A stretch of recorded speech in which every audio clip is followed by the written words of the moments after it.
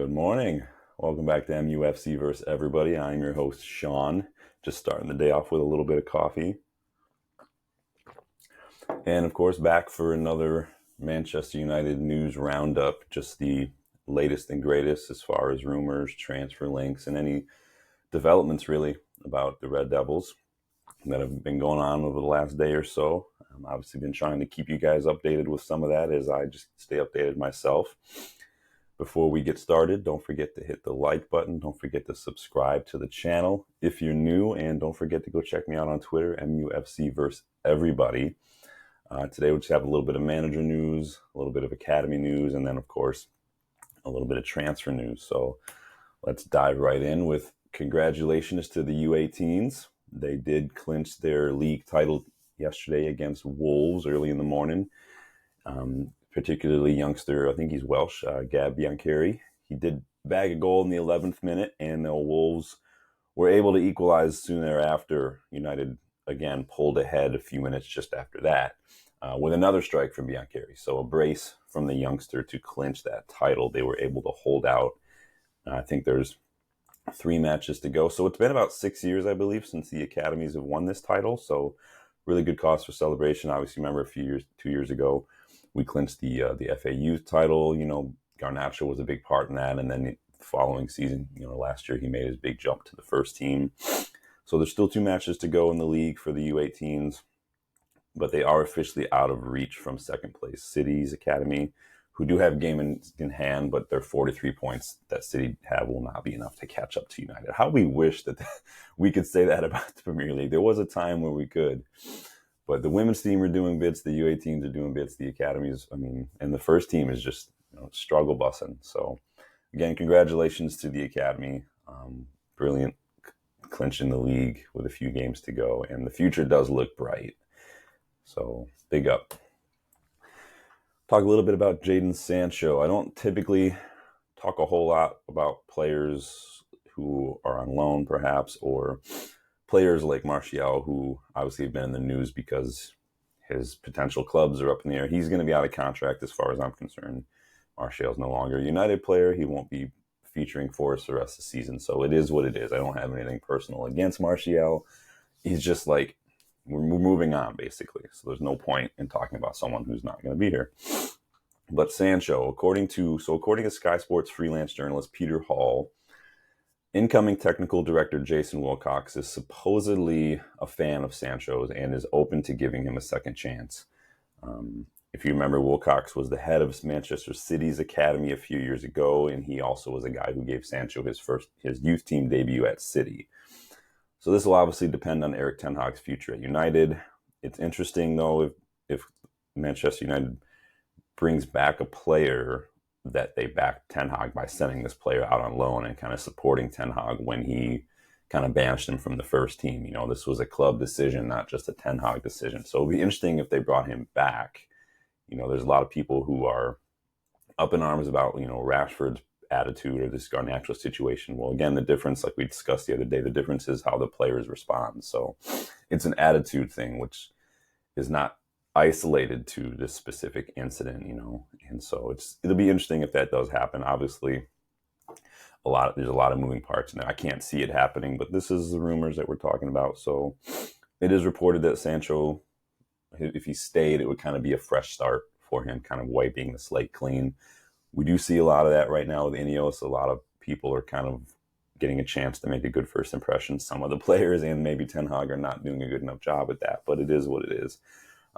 The article does add, however, that United's first choice would still be to sell Sancho. And obviously he's, on loan at Dortmund. They did beat, excuse me, they did beat Atletico Madrid yesterday to advance to the Champions League semifinals. Sancho wasn't really a huge part in that, but, he is a part of the team that is advancing to the semifinal. So it's only good for United. You want loan players to do well, because you want them to be sold or you want them to develop if they're young. And if Sancho turns enough heads, maybe Dortmund will make the deal permanent. Maybe another team will come in for him. Who knows? But I don't see a way back for Sancho if Ten Hag is still United. So we will see what happens there. In United film news, I know, right? That's pretty random. So the production company behind David Beckham's Netflix documentary, is also now going to be releasing a documentary about United's 1999 treble-winning season, simply called 99. I like it.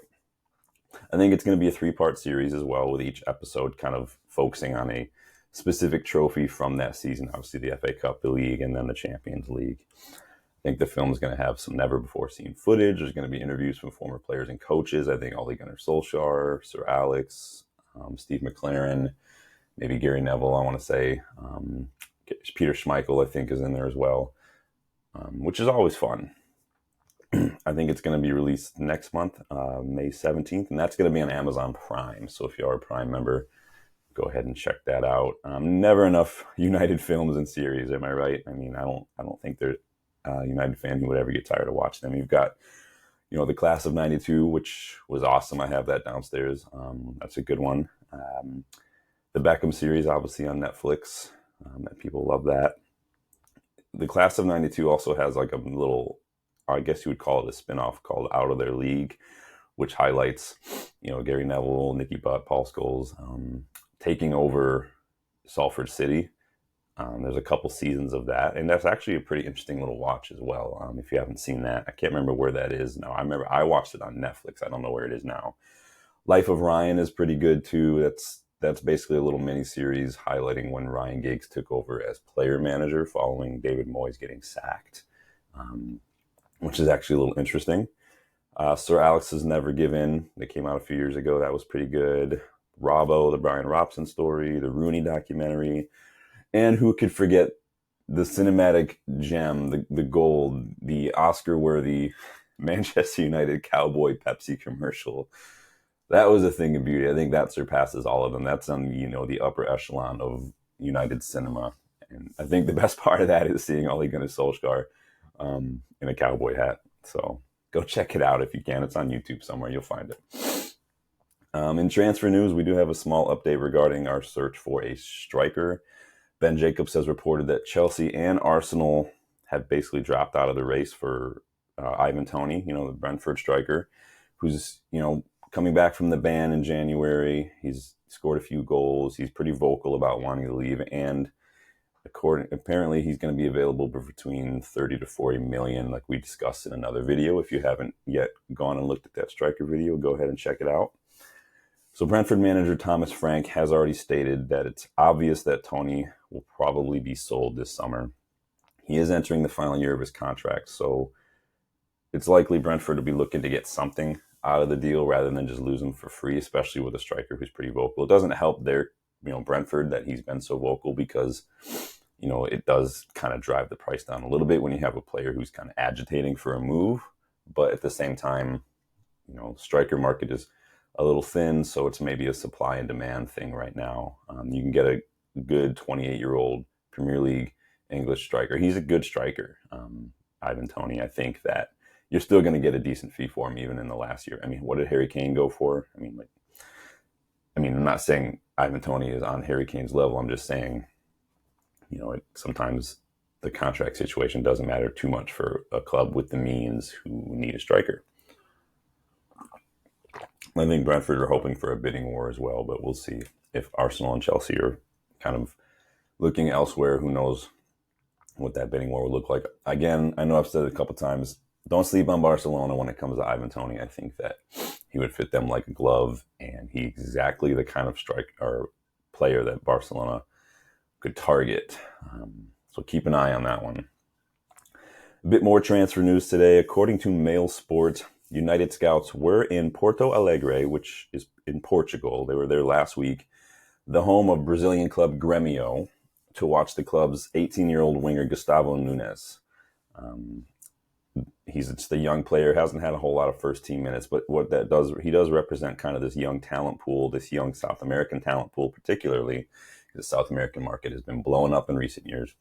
And he represents the kind of player that Sir Jim and Ineos are kind of hoping to uncover the talent pool that they're trying to tap into in an effort to uncover future stars before they blow up and cost, 100 mil, like a João Neves or an Enzo Fernandez or Moises Caicedo. They're trying to identify these young players early. We talked a lot about some of the other players in another video. We talked about like bargain signings or defensive midfielders and things. Talk about Oscar Zambrano. United are also looking at Telis, the Palmeiras striker. The young players look very promising, high ceiling, but can be available for cheap. You could get 4 or 5 of these youngsters for 20, 25 million total. And then if they don't work out, if they're not good enough for like United level in a few years, right, you'll still be able to get profit for them. It's a no-brainer in some odds. But the problem is, our recruitment department hasn't been very convincing in the last few years. So we'll see if it's something we can get done. I'm not going to lie and say I know much about this player. I'm not going to lie and say I know much about Gremio. I know that they had a player a few years back, Everton, I think his name was, who was kind of looked at from a lot of clubs. I don't think anyone really knows what happened to him. I'm not saying he's bad. I'm just saying these are kind of things that happen sometimes. You make it or you don't. So Gustavo Nunez, if you get a chance to watch Gremio, maybe look online, see what you think about him. But apparently we had some scouts looking for him. So we'll see how that goes. In some stadium news, it sounds like Ineos are moving along with their stadium plans. Ben Jacobs dropped a bit of news on this front yesterday. So Lord Sebastian Coe, who is the head of Ineos' kind of Old Trafford regeneration task force, has confirmed that the group has held its inaugural meeting this week. Coe stated that this meeting marked the start of a multi-stakeholder process to explore options for the stadium and the surrounding area. So it's not just the stadium, it's that whole area around the Salford Quays, around Media City perhaps. If you've ever been there, you know that, the Quays, there's the channel that kind of runs through the port there, the wharf. And there are some bridges that go back and forth between Media City and obviously the tram will take you over there. I think being able to tie into that area, maybe introduce some housing, provide some jobs and things, some opportunities for the local community is, I think, a priority for this project, which is great. I think there's lots of untapped potential for tying in a new stadium or a new whole kind of Trafford Park area into Media City, but we'll see what goes. So he went on to continue, we are at the start of this journey and it is too soon to know where it will lead, but we will consult closely with fans and local residents along the way and keep everyone informed of the progress. So it's clear Sir Jim and Ineos see a new stadium as a major part of their new ownership era. I've seen fans who want a new stadium. I've seen fans who don't want to lose Old Trafford. Obviously, Old Trafford has a lot of history. It's survived bombings. It's been the site of so many memories for United fans, for players, for everyone. And I think that it holds, history in its walls, in the turf, and the brickwork around the stadium, everything. There's the Munich tunnel. If you get a chance to go to Old Trafford and you want to do like the museum tour, they'll take you around and show you a lot of this history. The old player tunnel, the original player tunnel is still there. They'll walk you through that, take you through the trophy room, the dressing room, all of it, and you'll see just the history. There's a lot of history. I get it. The problem is, at the end of the day, the Glazers are responsible for its decay, for the disrepair that it's fallen into, and the cost as a result, as the cost of what it would take to renovate it. It gets to a certain point where the more you just neglect something, it's almost impossible to renovate just because the rot has gotten so deep. A bit representative of our club as a whole right now, right? And so when it gets to that point, the cost to renovate is exponentially higher than the cost to just build a new stadium. And then when you add to that the fact that the stadium can offer more in terms of capacity, so that's more money for the club as well, more match day revenue, what it's going to do for the community, maybe how it's going to tie into it's almost a no-brainer from an ownership standpoint. I think there's opportunities to take a few elements from Old Trafford, maybe some of the bricks, and make a facade, maybe incorporate them into the walkways, maybe bring them into different areas. I think that would be really cool, just to take some of those bits and pieces. And I think you could definitely still use Old Trafford for other things, whether it's the youth team, the women's team. Maybe you could, if you downsize the capacity a little bit and introduce some more, like almost like a mini shopping area, maybe with some just different things, maybe some museums, some activities, from community activities, sports related, who knows? I think there's many opportunities to still use Old Trafford for a lot of things and not just rip it down, but it's not my call. It's the Glazers' fault that Old Trafford is what it is now. It's the Glazers' fault that it is more feasible now to build a new stadium, and it's the Glazers' fault that, blank, whatever you want to fill that, that blank with. Gary Neville will fill that blank in with a lot, but I don't blame them for every single thing. Like, it's not the Glazers' fault, Rashford pulls out of a tackle. It's not the Glazers' fault that, we miss sitters and things like that. It's not the Glazers' fault we have these kind of injuries. It is what it is. Everybody's got responsibility. But it sounds like Ineos are really focusing on this stadium plan. I think that it represents a priority for them. And I do think they do care a lot about how it's going to impact the community. It sounds like they're bringing the community into it. They've got a whole task force. Gary Neville's on the task force, Sebastian Coe, all these guys. So we'll see how it goes. That's going to be it for today, though. We'll probably do a match preview for Coventry. What's today? Wednesday. Probably do that Friday because match is on Sunday. Be back tomorrow with another roundup of United news. Unless we have any, breaking stories, any major developments today, I might be back in that case. But until then, I will see you guys in the next one. I'm going to be off today to watch Real Madrid play City. There were some big Champions League results yesterday. Let me tell you, Lamine Yamal, though, right? That guy, that kid, 16 years old. What a star. And I was telling my friend yesterday, I honest to God think that this year, and people might laugh at me, this might divide opinion. I think this year is going to be PSG's year.